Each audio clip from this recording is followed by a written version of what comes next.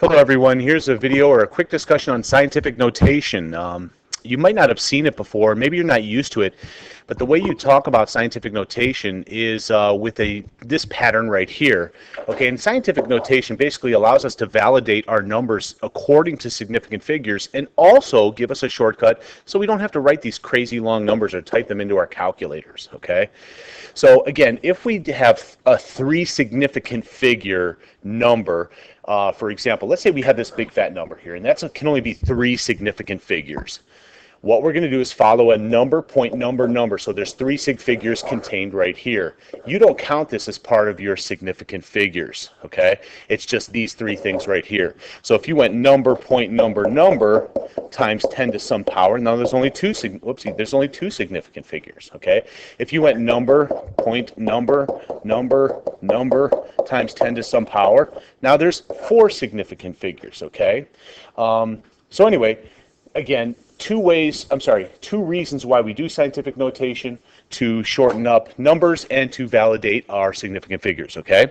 So let's take this number right here. How would we write this in scientific notation? Well, what you do is the decimal point is essentially right here. It's right here, it's right here, it's right here, okay? So anytime I have big numbers, you're going to have positive exponents, positive ends.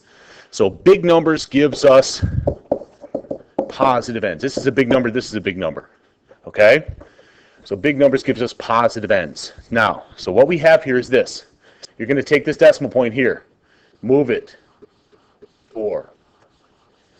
1, 2, 3, 4, 5, 6. I had to move it 7 places to get it right there. Okay? Why? Because I want number, point, number, number. Okay? So this ends up being 6.3. Now we're going to round up.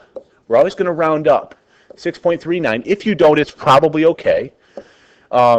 Depending on the task that we're dealing with. So 6.39, 3 significant figures, 6.39 matches that right there, times 10 to this 7th, because I moved it 7 places.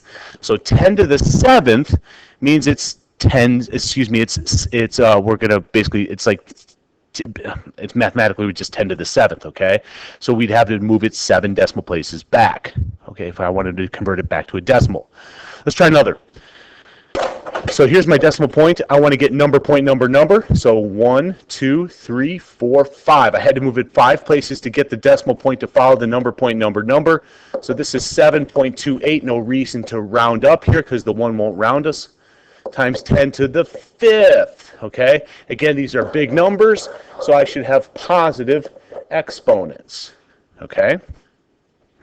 Let's go the other direction. Let me erase all this.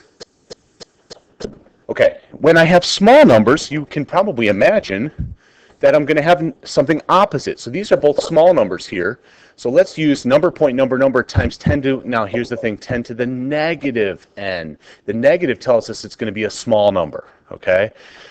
So in this case, small numbers gives us negative exponents, So here's my decimal point: 1, 2, 3, 4, 5, 6, 7, 8, 9. Stop there. Why? Because I got my negative, I got my exponent at 2.4. It'll be 2.49 because we're going to round up. So 2.49 times 10, I think we moved 9 places, but it's negative 9. Okay, negative 9, the negative means it's a very small number we're converting. Okay, 10 to the negative 9th means we've moved it 9 places. Okay, in this case, we moved it to the right to keep our small number. Okay, how many sig figs? We have 3.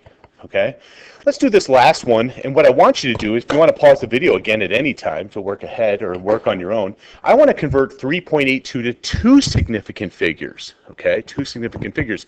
So let's use this. Again, pause at any time, but I'll solve it now. I'm going to move 1, 2, 3 places to the right. So that's 3.8. I said 2 significant figures times 10 to the negative 3. And that's our answer for this one. Okay? Now, if you ever want to convert back from scientific notation back to a decimal, you just basically reverse what you did.